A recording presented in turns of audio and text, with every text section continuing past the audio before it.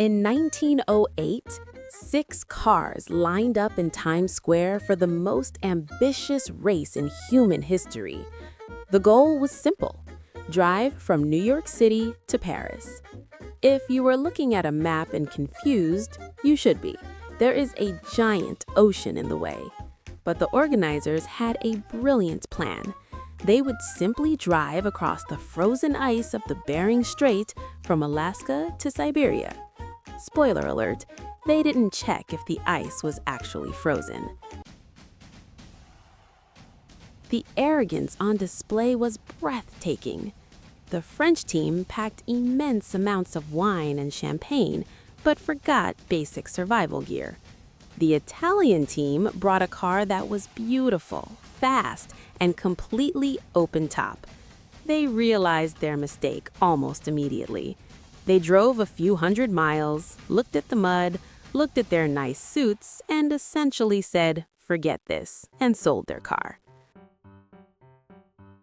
As the remaining cars headed west across America, reality hit them hard. There were no highways. In fact, there were barely any roads. The American team, driving a Thomas Flyer, had to improvise. They drove on railroad tracks for hundreds of miles.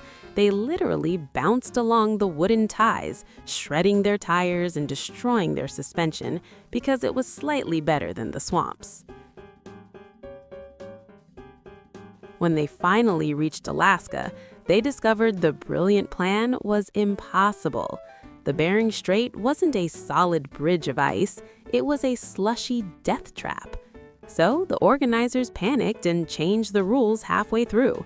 Just put the cars on a boat and sail to Russia. Basically, the driving part of the race was paused for a nice cruise. Once in Siberia, the German team, driving a Protos, decided that driving was too hard.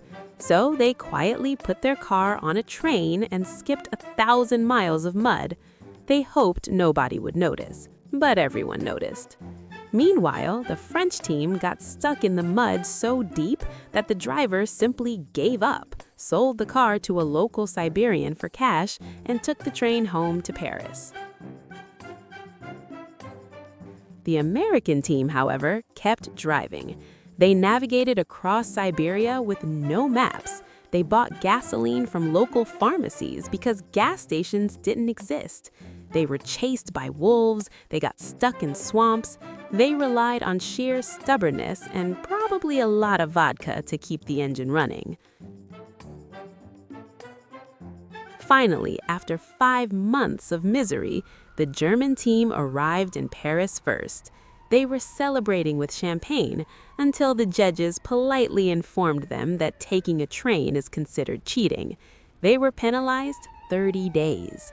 That meant the Americans, who were still on the road, were the real winners. The Americans arrived days later.